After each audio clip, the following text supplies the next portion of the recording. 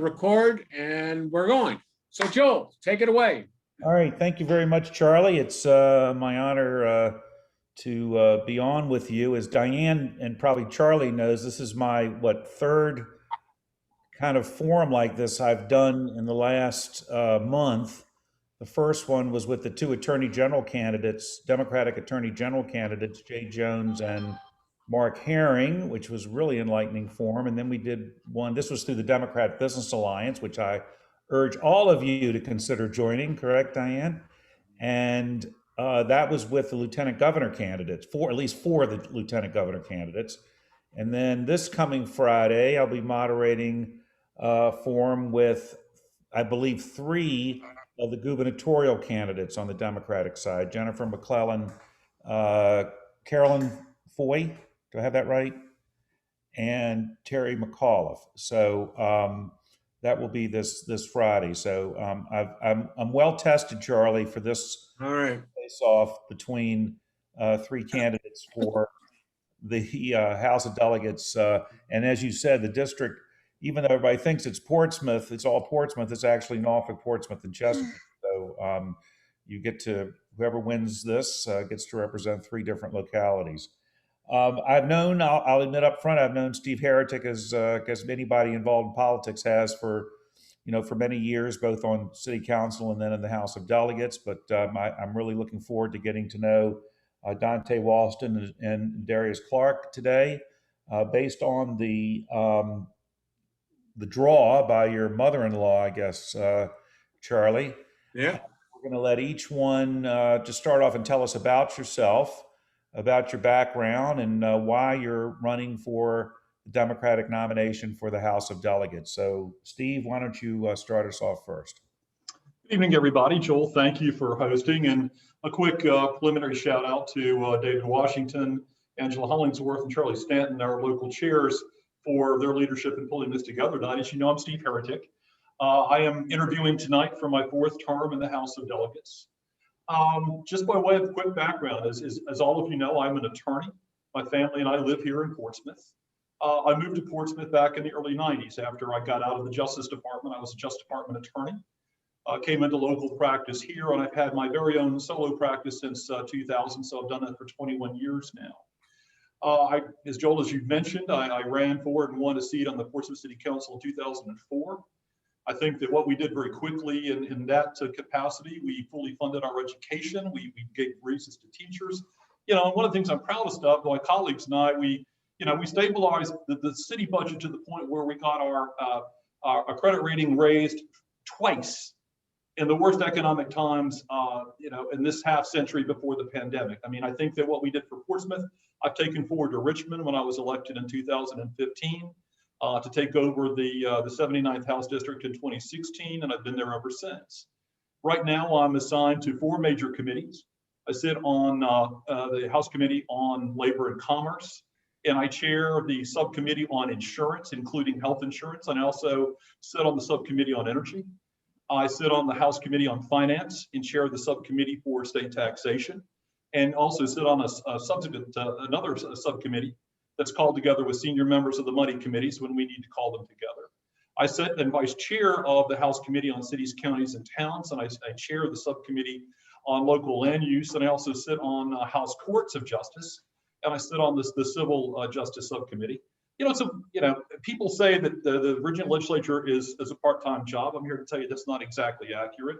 This year, as you know, we met virtually, just like we're doing now. I think we moved not quite as much legislation as we did before, but going forward, we still have challenges in terms of continuing to expand healthcare, continuing to raise the standard of living and the living wage for working Virginians. We have to continue the work on criminal justice reform. Since taking the majority 2 years ago, we've gotten our feet on the ground, we've hit it quickly, but we have an awful lot of work to do. And I'm here tonight to ask you for the ability to do that for 2 more years. All right. Thank you, Steve. Yep. Okay, Dante Walleston. All right, good evening, ladies and gentlemen. Again, Dante Wallston, thank you guys for hosting us this evening. I am born and raised in Norfolk, Virginia. I was brought over to Portsmouth by the Port of Virginia, where I have been a part of the ILA, the Strong ILA, for like the last 7.5 years, going on 8 years. It's hard to believe. But I am in this race because we need a candidate that is going to be working for working class people. I'm on the front line of our state economy. I'm on the front line seeing our state push inventory in and out from around the world. So that's one of the reasons that prompted me into this race to get the Democratic nomination for the 79th House District. Again, being a part of the union, one thing I learned, what didn't work 10 years ago is not working now. And so it's time to get some new blood in Richmond so that we can actually get legislation done for the people of the 79th. It's time and time again, our leaders are bought out and bossed by big industry and big dollars. It's time to elect someone that is going to be about the working class people, about getting legislation done, and about serving the underserved communities. I've been canvassing these neighborhoods, and these neighborhoods don't know who their legislators are. So the other thing I'm going to press once elected is community outreach and constituent outreach. The constituency needs to know who their representative is. They need to have a line with that representative, and they need to know that I'm sent to Richmond to fight for them. For too long, they haven't had that, and now it's time for something new. Again, I'm Dante Walston, proud union man, going to Richmond to fight for working class families of the 79th and the Commonwealth. Thank you guys so much for having us. Thank you, Dante. Okay, Nadarius Clark. You're up. Great, thank you. And thank you everyone for putting this together. And again, my name is Nadarius Clark. I'm a candidate here for the House of Delegates in the 79th District. I was born and raised right here in Portsmouth. I was actually born in DePaul in Norfolk and raised in Portsmouth. I'm a graduate of IC Norcom, and I also graduated from Virginia Union University, a HBCU up in Richmond. While I was attending my HBCU, the KKK rallied in Richmond, and I saw the need that I needed to bring an organization to campus, and I did. I started a social justice organization while I was still in undergrad, so we could have a place to come to discuss inequalities and injustices that's happening in our community. I then learned how to rally and how to lobby and how to organize from the 1968 Memphis sanitation workers that went on strike back then. I learned how to lobby up in DC, and I lobbied for healthcare expansion for us all. And I rallied in Richmond back in 2019 so we can get the minimum wage to go up now, not gradually, but we need it now because we have people suffering that need the minimum wage to go up. The $9.50 is great, but we need 15. Then I went on to actually work as the organizer here in Chesapeake and in Portsmouth for Tim Kaine back in 2018. And I worked for Biden last year as the regional operations director. So I know how to bring people together and make sure we can get the job done.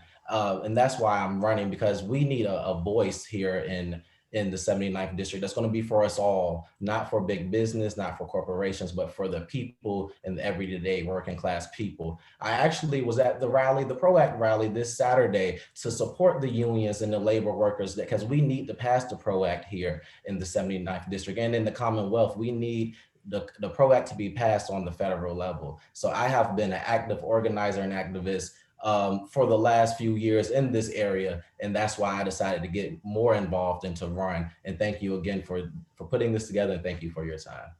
Thank you. Thanks. I'm going to start with Dante, this question. Everybody else can answer it too. You talked about working class people. What is it that the General Assembly, particularly this past session with a Democrat majority, is not doing for working class people that you believe it should be doing and you will urge them to do, I guess, if you're elected? How much, can I start now? We're good to go? How much time do we have? The first thing is continue. 2 minutes. The first thing is to continue to support workers. Worker protection is quite important to me. Again, being a part of the ILA, I understand how much protecting our workers is. That's the first thing, continuing to protect them. The second thing is working with other members of leadership to repeal the right to work. What's so wrong with having a union? Union protects our workers. It protects our working class families. I say this time and time again. The American union is the heartbeat of our country. The union, the labor unions keep our country moving forward. We need to continue to protect them. The other thing we need to do for working class people is push our minimum wage to a livable wage. These corporations, time and time again, have been pushed on our little people. It's time for working class people, the lower income makers, to have a stake at the bat. And I'm trying to go to Richmond to do just that for our working class people, for our people making minimum wage, and for our union people. And again, we keep the country moving forward. We need someone in Richmond fighting for them. All right, Heretic, let me have you address that. I think you said you're on the Labor Committee, right? So I am. you talked about more worker protection, repealing right to work, and a livable wage, which I guess is higher than the $9.50 that's just been granted. So maybe you can address those or other issues that you want to bring up. Listen, since we came to the majority just 2 years ago, we acted almost immediately to raise the minimum living wage. As we all know, it went to $9.50 2 days ago for the first time since 2009. It's due to go to $11 an hour beginning January 1 of next year. And it's due to go to $12 in January 1 of 2023, up to $15 an hour in 2025. You know, we need to do that in a way that we can raise the standard of living for Virginia workers, but at the same time, protect the businesses that pay them. Now, with respect to organized labor, I've never not been endorsed by the AFL-CIO. I've introduced bills even from my first year to protect railroad workers, to protect call centers. Even just last week, I was endorsed by the International Association of Firefighters as their legislator of the year last year for finally getting workplace protections across the goal line for them in the General Assembly that they've been after for 25 years. I don't think for the labor of the working class in Virginia, just like my family, I don't think they have a better friend in Virginia than me. And that's why I was assigned not only to Commerce and Labor, but to chair a subcommittee on it. All right, Nadarius, you want to address that question? Yes, definitely. Thank you for that question. I definitely believe we need to repeal the right to work here in Virginia, as we know that that is literally the contradiction of what it states for. We need to strengthen our unions and strengthen our workers' rights here in Virginia, so that way everyone can have a livable and fair wages here. So I definitely support going the next step and making sure that we're repealing that right to work and that we can increase those at a higher rate, because as we know, cost of living does fluctuate, and we don't need to gradually give crumbs. We need to give the whole meal right now. So I definitely support that. We need a little bit more thorough legislation there, but definitely I support what Steve said and what Dante said. We need to make sure workers' rights is first on the table when we're talking about legislation here in Virginia. You know, there's a lot of industries in this state right now who've got the help wanted sign out. They can't find enough workers, even though we're coming out of this pandemic where a lot of people were, laid off from their jobs. What do you think the state's role should be in getting more people, particularly into jobs that serve the existing economy here in Hampton Roads? And Nadarius, I'll start with you. Yes, thank you for that question. I would say the state's job has to be a major role here with getting people back involved in the workplace, because we know that with unemployment and other things that's offsetting people's interest to work, we need to make sure that we're still making the workplace look attractive and making sure that we have the right things going. Just a few years ago, we just finally stopped discriminating against hair here in Virginia. So these are just the small things that we can continue to change to make sure that everyone has a better quality of life and definitely a better working environment here in Virginia. All right, Dante, you want to tackle that one? That goes back to what I was just mentioning about worker protection. If we want people to feel safe to come back, we need to make sure that the environment is actually safe for them to come back. We have mothers with children that haven't been able to return back to school completely because the environment hasn't been safe. We need legislation and we need funds for these businesses to have the conditions operable for our people to come back. And it also goes back to what I was just talking about, the livable wage. If we give the corporations, we need to protect our businesses because they do give our families in Virginia work. We need to give them incentives for the tax raises. Again, giving people a stake at bat with a livable wage, that will also give them more incentive to come back to work. But we first must protect the workers so that the conditions returning back to work will be in their favor. Steve? First of all, coming off one of the worst years I think anybody can remember in anybody's lifetime, we had a lot of challenges to our budget, to our working class Virginians. But I'll tell you, I think the quick answer is we have to continue to protect people's housing. We have to protect their insurance, which I am pleased to be doing on the Commerce and Labor Committee, chairing that subcommittee. But most importantly, I think the answer to this question was brought to Portsmouth today by the President of the United States. We have to continue to provide higher education for our students, our kids. We have to create a workforce that can respond to the challenges of tomorrow, especially in a maritime international industry. And we have to put our money where our mouth is, as we've done for the past 2 years, and making sure that we have the education, the workforce development programs, ready to serve the students who are coming up and entering the workforce. That guarantees a stronger future. With insurance, it guarantees a healthier future.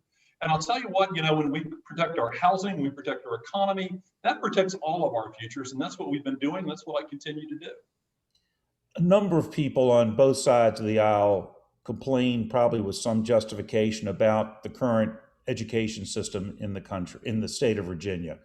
Obviously, we're putting a lot of graduates out there. Do you think, Steve, I'll start with you, that our education system is working as well as it should? Does the state, which it's their responsibility, as you know, to provide for the public education in Virginia, do you think it's doing the job it needs to do and particularly for maybe underserved communities, to be providing the education to make them job ready? Well, I think Virginia has a good educational system. I think we have some of the best public schools in the country. And I think we have some of the best four-year universities in the world. But the problem we've got is that tuition keeps going up. We're not paying our teachers nearly enough. And we're putting student loan burdens on all kinds of people who are coming out trying to enter the workforce. Just this year, we put 5% more money on every teacher in Virginia to keep them working. And as schools begin to reopen, we're carefully reevaluating our curriculum. We're looking at more STEM programs statewide, and we're looking at ways to bring our children up more equitably, more fairly, and to give everybody the same opportunity, educational opportunities that you and I probably have. In other words, I think we've got a good system, but we could do a lot better. Dante. I agree with Delegate Heretick on the end. We do have a good system in place, but we can do a lot better. Actually working with the localities, the school boards, working with the teachers unions, seeing what their issues are, going back to what your question previously, making sure that the workplace for our teachers and our administration and our young people, making sure that it's in place for their return, first of all. But we've got to continue to fund our education systems, our pre-K programs. Something I've been speaking to people on local city councils in Norfolk and Portsmouth about is my high school to home ownership. That's bringing more of the apprenticeship programs back into the school. Delegate Heretick just mentioned some of our young people don't want to go into the militaries. Some of our young people don't want to go into the colleges and universities. Let's continue to support those programs. Let's bring those programs back into the high schools. I can say that happily, being a union guy. Union jobs are good paying jobs that can take our high school students to the next level. Let's continue to push those programs back into the high schools. Carpenters, boilermakers, pipe fitters, good paying maritime workers like me, good paying jobs that continue to support our economy and continue to push our communities forward. Nadarius, you take this question now, but also talk about what's the role of the parents, because I hear in too many schools, particularly in a lot of underprivileged communities, there's no PTAs. They're not getting, the teachers are getting the support, but that has to happen across Portsmouth and every other city in Hampton Roads. Talk about the role of the parents and as well as the role of the government.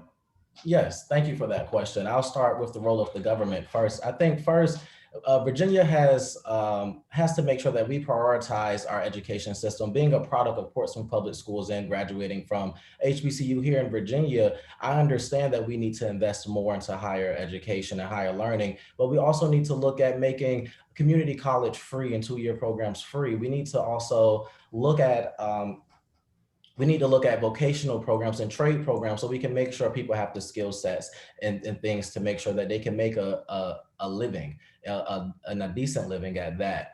But when we talk about the parents, like you said, it takes the teachers, the parents, and the students. It's a triangle there, and that's how we build our education there. But it starts with educating the parents first. A lot of parents, it's first time teachers now because we was virtual. A lot of parents had to learn how to do what the teacher does, even though it was virtual. It was a new thing for the students, for the teachers, and for the parents. And when we go, and now that we're back on a hybrid system, we still have to make sure that the parents is educated along the way, and also that we're making sure that the schools are safe to go back in and everything there. But it does take the parents also to be involved and to be engaged. But it's on the school system also to make sure that they are engaged with the parents, and that there is no type of discriminations or anything like that. Because we know in the minority communities, a lot of times communities of color has less funding and have less adequate supplies and books. And even when it comes to extracurricular activities such as band or music, being a music and theater major, I understand that these are dying things, and we have to invest into these programs to make sure that our children is having the best foot forward in the future. Thank you again for that question. Sure. Steve, let me go with another question to you. You serve, you said, on House Finance, which is not House Appropriations, but you do decide, I guess, what the tax levels are and what we're going to charge everybody. And you and I have had conversations about skill games, which the state is banning, despite the fact that they could have produced about $140, $150 million for the state. More than that.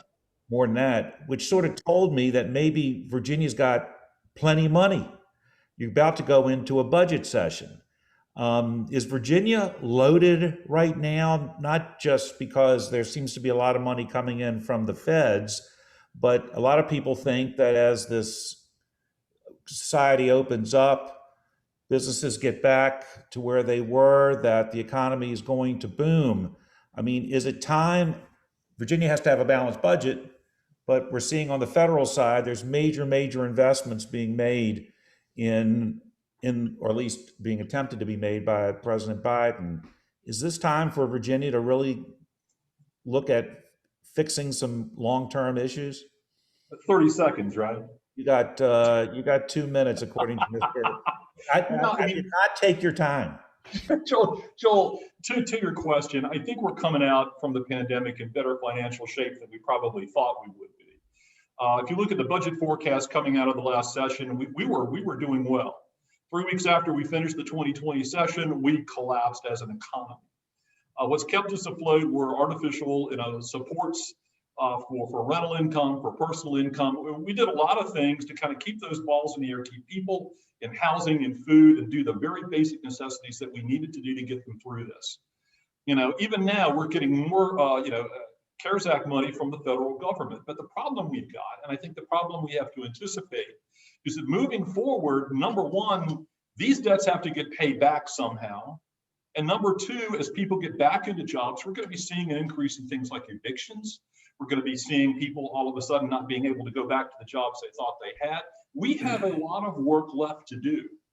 When you talked about skill games, I mean, those are the games that we see sometimes in restaurants or convenience stores. We decided to tax those last year.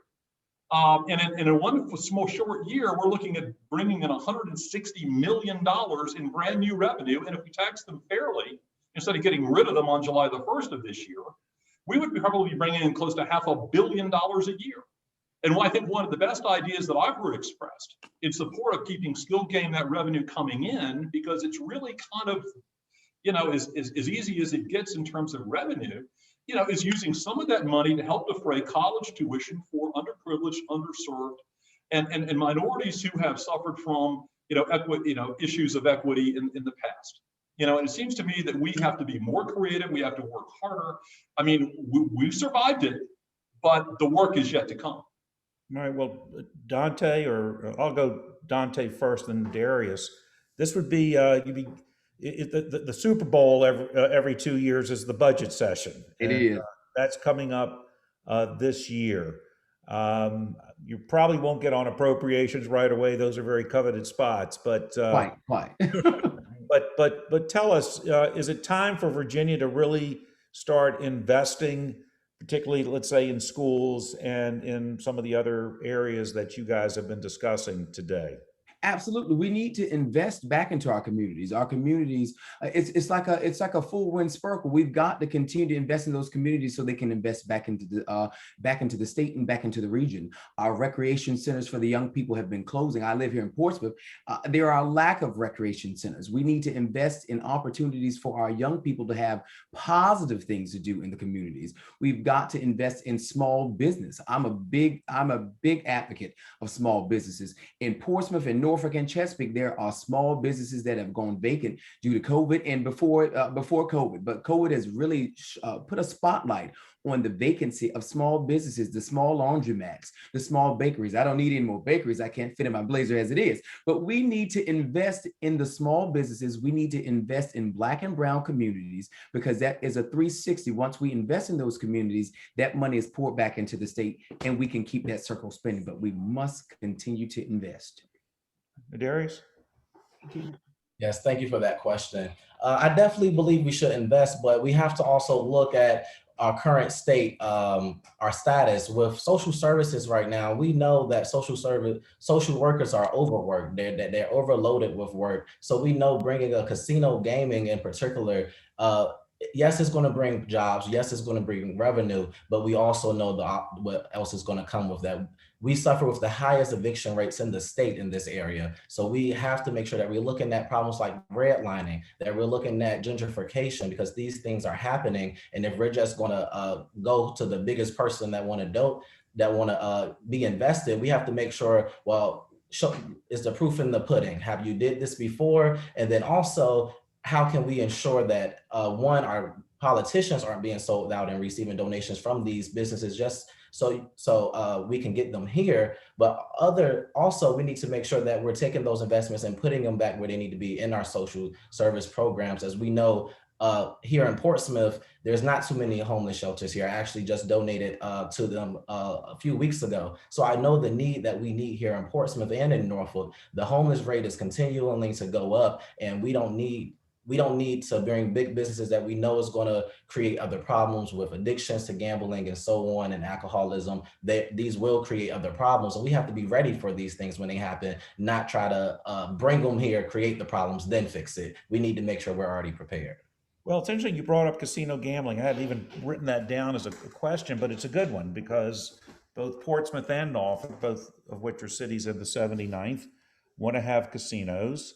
Obviously, they're very tempting.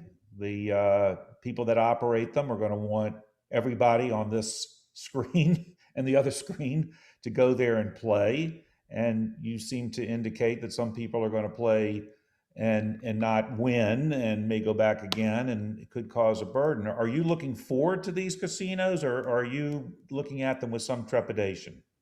I support the casinos, but I do want to make sure that we're being steadfast at the problems that also come with casinos. That's what I want to make sure that we're bringing attention to. But we all voted, and we do know that Norfolk and Portsmouth voted for these casinos, so I support them. But we need to make sure that we're going full circle and that we're going to make sure it's best for our citizens and it's being invested. What do you think, Dante? I'll be frank with you, Joe. I am a blackjack man. I'll be frank with you. I'm a blackjack man. And I'm just going to be real with you.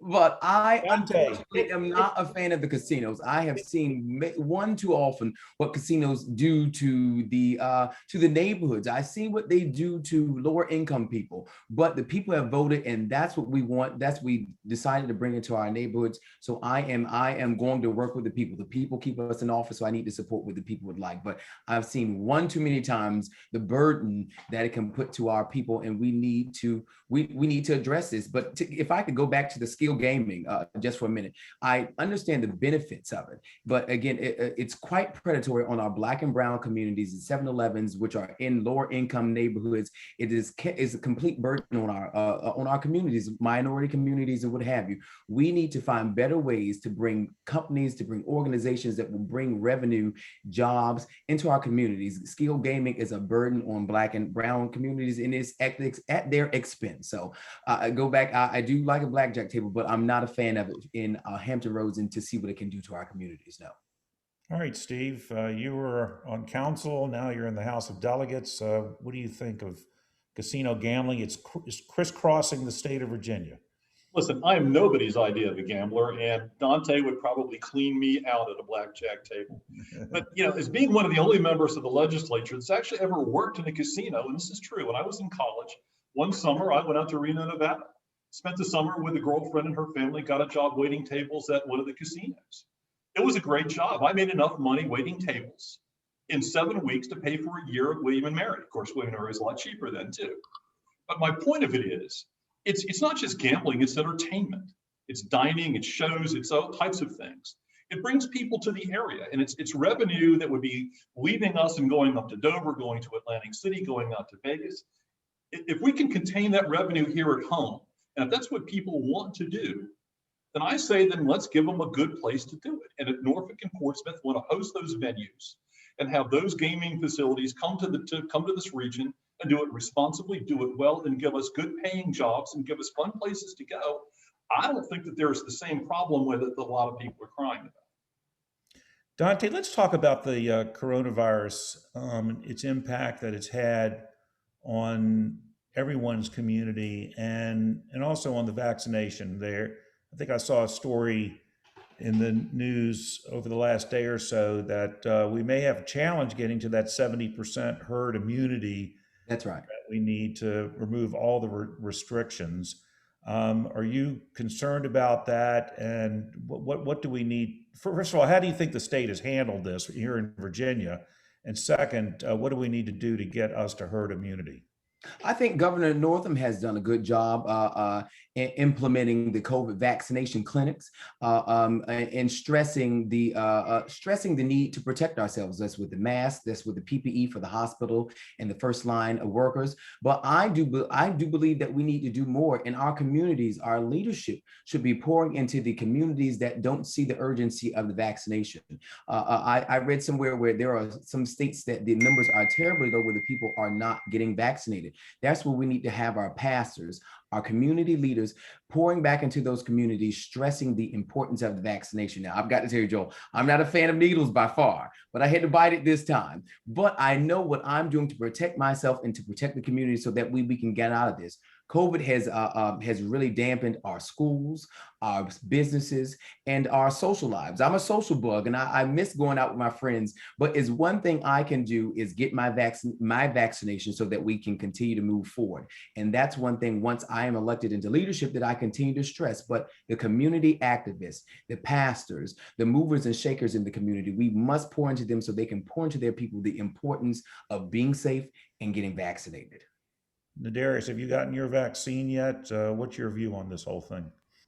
Yes, I definitely support the vaccine. I definitely want to say that I want to make sure the research and the facts around it is definitely being spread out to everyone, so that way everyone can feel safe about receiving the vaccine. We need to make sure that we can implement it and distribute it in a safe way. But I haven't gotten my vaccine yet because I do have other medical concerns. So me and my doctor is working that out before I do it. But I definitely support, everyone that wants to get their vaccine. And I definitely want to just emphasize the safety and the research around the vaccine to make sure everyone, I actually support having a field program. Maybe the state needs to start going door to door or getting involved in the community to let people know the education around the vaccine, because a lot of people are fearful about it. So we have to look at an educational piece there to make people more comfortable with being vaccinated so we can reach herd immunity. Let me bring up another topic. One of the largest companies in Virginia seemingly is always an issue in political campaigns, and particularly I think it's become one in the Democratic Party in a number of primaries, and that is Dominion Energy. When I say Dominion Energy, tell me what you think and what do you think of this company? And I'll start with Dante. I'll be frank with you. I do like my lights. I'll tell you that much, Joel. But I don't like what big business has done to our Democratic Party. And unfortunately, our delegate has taken quite a big chunk from them. And one thing I've said from day one is I will not be bought and bossed by big industry.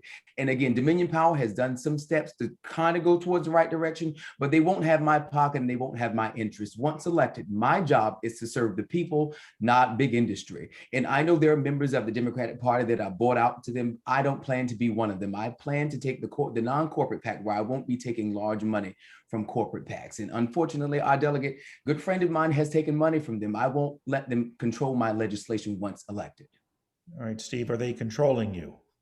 If you Certainly take not. And let me just say before I get too far away, I've had both of my shots. Went to the Portsmouth Sportsplex here. It took me 30 minutes. So anybody who hasn't, please do it. I can tell you that Dominion Energy, in my view, is not the same company it was 10 years ago. If you look back at what we did with the Grid Transformation and Security Act of 2018, we forced Dominion, and by the way, the State Corporation Commission at the same time, to put significant new investments in renewable energy.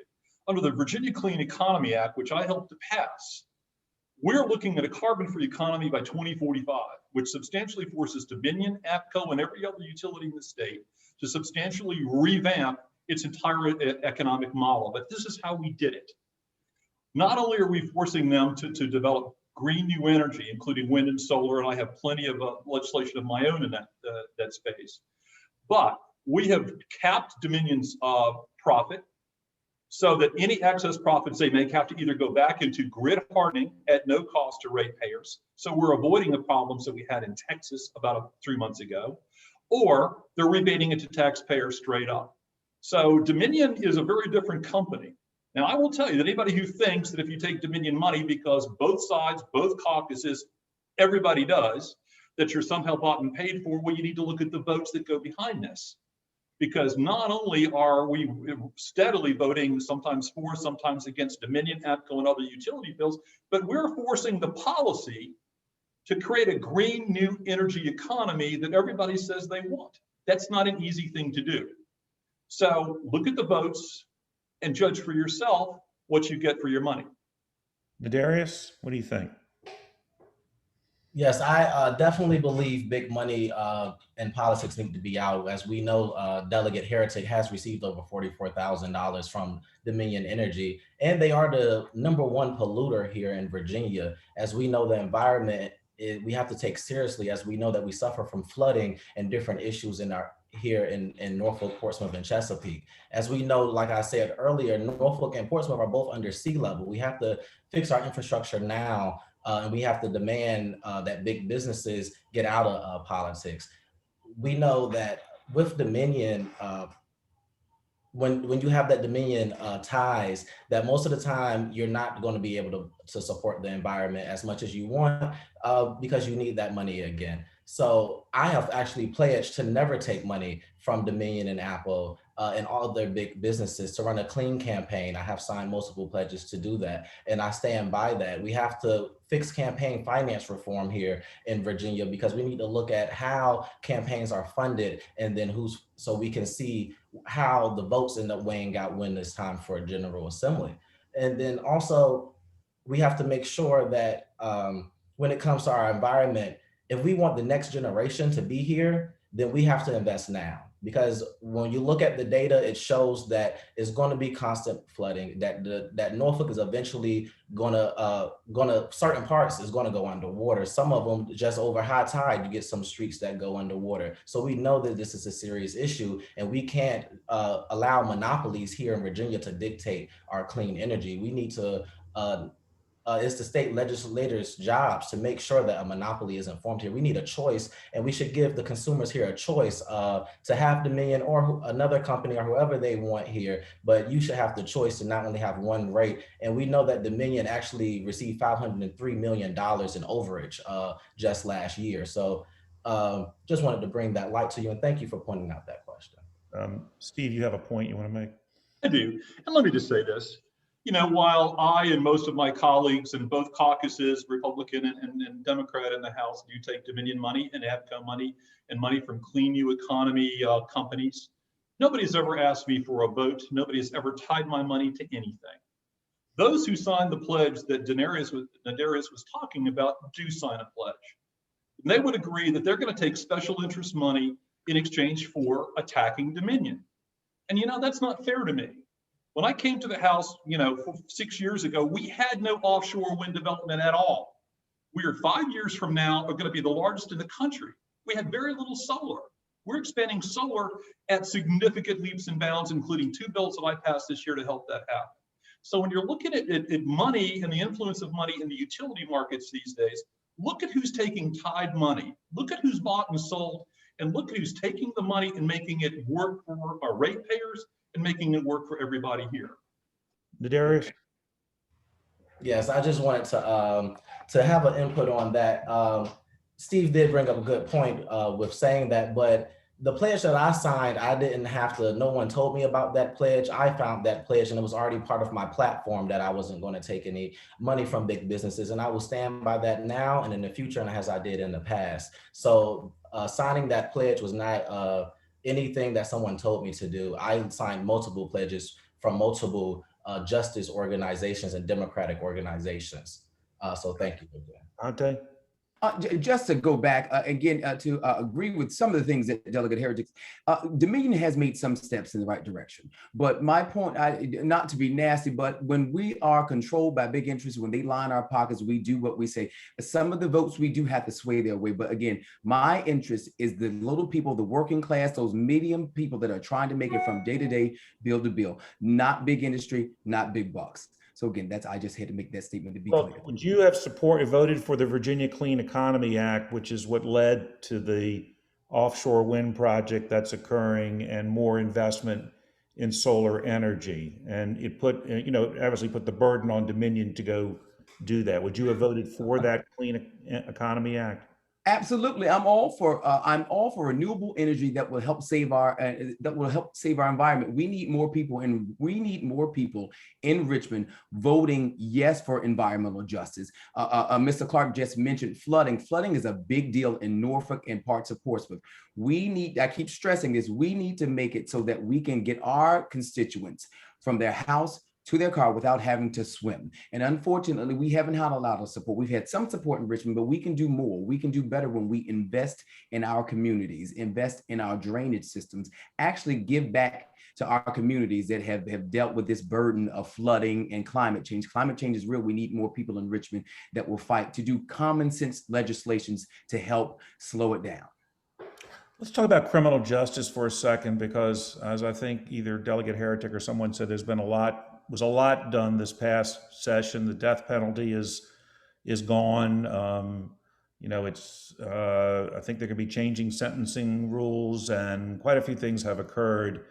And a lot of people thought this would never happen in the former capital of the Confederacy. So if you go back up to Richmond, if you're elected to go to Richmond, what's left? What would be on your agenda? I'll start with you, Dante, since you got the last shot last time. You start this time. Again, not being bought out by police and sheriff's associations is the first thing. Actually doing serious criminal justice reforms that have impacted our Black and brown communities. We know through George Floyd, we know CNN, the news has really spotlighted where our communities have been impacted this last year alone. We need to work with these departments, not be bought out by these departments, so that we can continue to give back to those communities that have been burdened by the criminal justice reform. There's so much that we can do, but we've got to first make sure that we're not bought out by the police unions, but work with them, work with our local Commonwealth attorneys to see how we can push our cities forward. Again, my job as a legislator is to do the work for the people. We don't need to be bought out by unions. We need to support them and support the actual people that we're going to Richmond to serve. All right, spoken as the union man. Right. Okay, Nadarius, what's your view going up to Richmond? Because one of the issues that we seem to be hearing about is this removing qualified immunity for police officers. Are you concerned that if that's the next issue that comes before and gets passed, that we're going to have trouble getting enough people to want to become police officers? Yes, thank you for that question. I love criminal justice and social justice. That's what got me into activism in the first place. That's why I started a social justice organization while I was still in undergrad. So I understand the importance of equitable. I've been granted the opportunity to serve in 2 cities. Hey, I don't know whether that's Charlie. You got to mute yourself. Go ahead. I'm sorry, Nadarius. No problem. And what we know when it comes to criminal justice and racial justice, that Steve has not been on our side for that. Steve was the only Democrat. Yeah, the 79th, matter of fact, we're in the middle of a quarter right now. Diane, go do something about him. I don't know if it's or not. Go ahead, Nadarius. Okay. But Steve was the only Democrat that sided with the Republicans to vote to not allow localities to decide what they want to do with the Jim Crow monuments that's in the cities. So we have to make sure that everyone has a voice, and Steve didn't allow localities to have a voice in that situation, in that vote. And then also with qualified immunities, I think we do need to look at ending qualified immunities, and we also need to look at making a stronger community policing to get the community more involved in our neighborhoods. And a lot of times here in Portsmouth, our problem with retaining is we get cops to come here, we spend so much money to train them, and then they go to another city that's more attractive and can pay them a better wage. So we need to invest more in our cities into our police officers, so that way we can make sure we're giving them a livable wage. And also when it comes to House Bill 5099, the no knock warrants, Steve again was the Breonna's law voted against that. So Steve has really sided with the Republicans numerous times when it comes to criminal and social justice. And that was another reason why I decided to run in the first place. Thank you for that question. Well, I assume Delegate Heretick has a response to all this. Just a few. And if you look at my record, even from my first days in the House, I was talking about criminal justice reform before anybody in this conversation was. In my first session in the General Assembly, I moved to decriminalize simple possession of marijuana. I moved to allow additional expungements for crime. I moved to raise the felony larceny threshold. You know, these are the simple things that cost people their lives, their careers, their opportunities. You know, since then, I've continuously been an advocate for legalizing marijuana. I was pleased to see finally this year that my bill to legalize marijuana was actually rolled into the larger governor's bill, is now law. You know, you want to talk about, criminal justice reform, that takes over 29,000 criminal convictions a year off the books in Virginia. Just this year, what did we do? Let's see, we mandated that police stop using neck restraints. We basically eliminated certain pretextual police stops so that there's no such thing, hopefully, as driving while black anymore.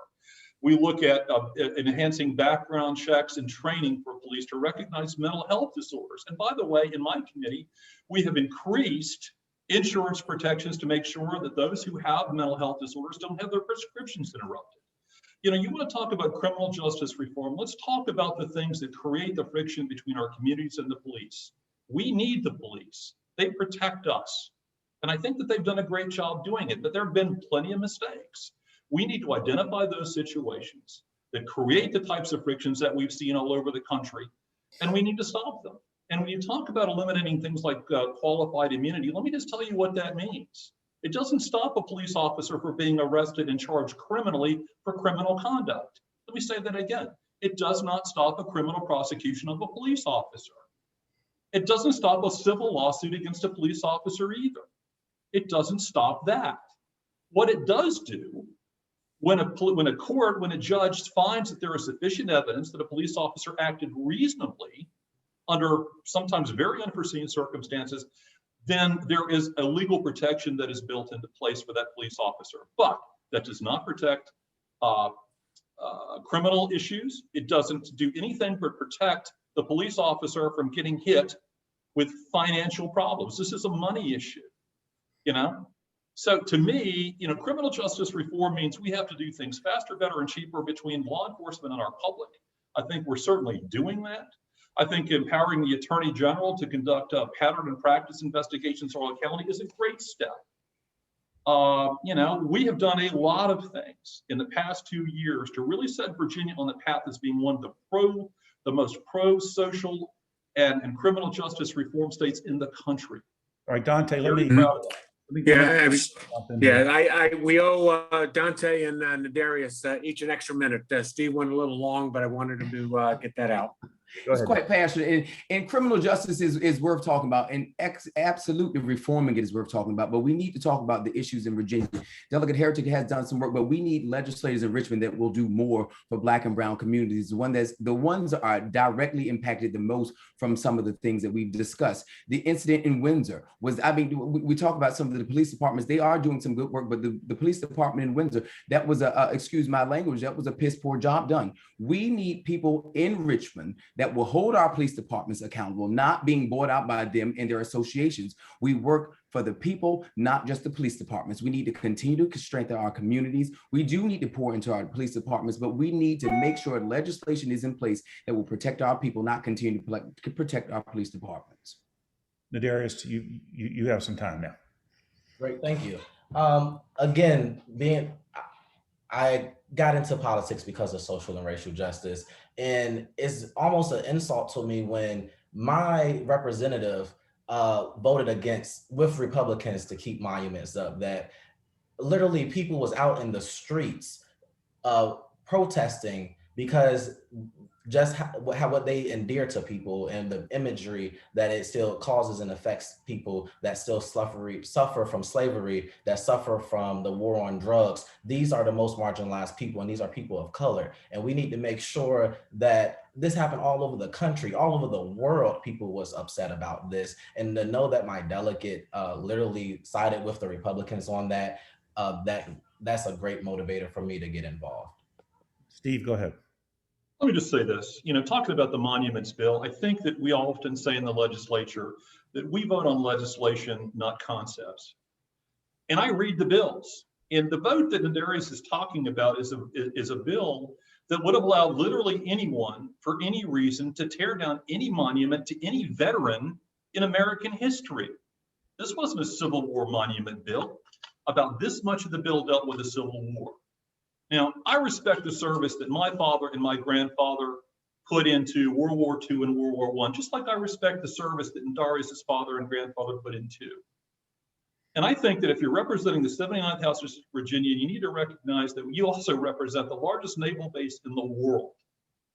And to suggest, as this bill does, that anybody for any reason can tear down any monument to any veteran for any purpose, I think is just wrong.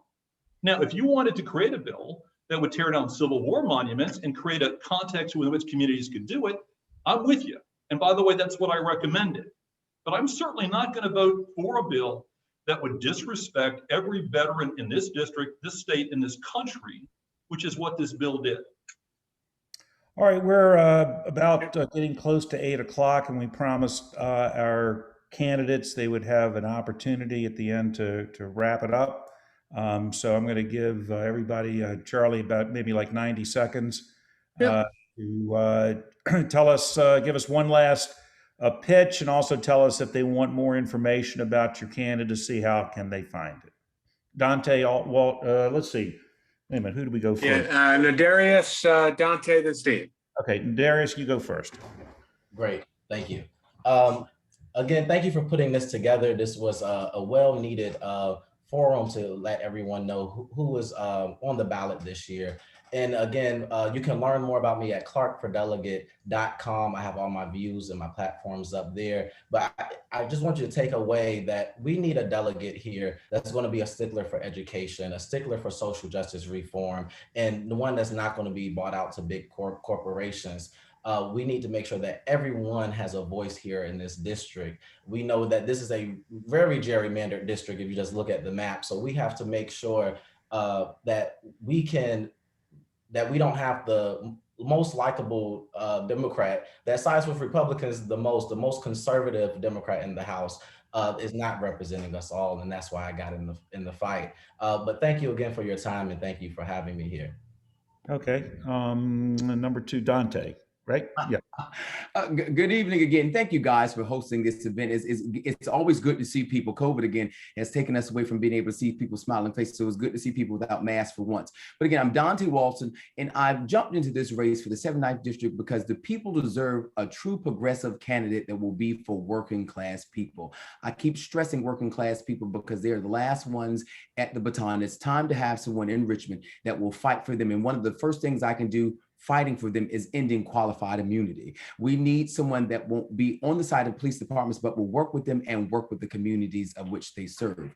We need someone that also will work with our labor unions, repealing the right to work. We need to give our industry the ability to unionize. We also need someone that's going to be serious about working with our caucus, actually working with our caucus and our Black caucus on legislation, actually presenting legislation that will get through Richmond.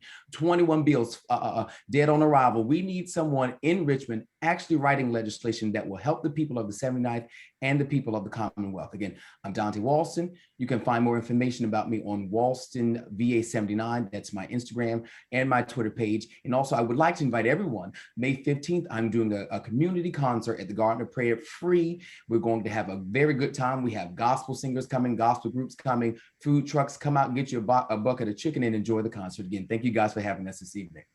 Thank you. Delegate Heretick. Let me start by saying that, serving the General Assembly has been one of the greatest privileges, by the way, one of the greatest pleasures in my life.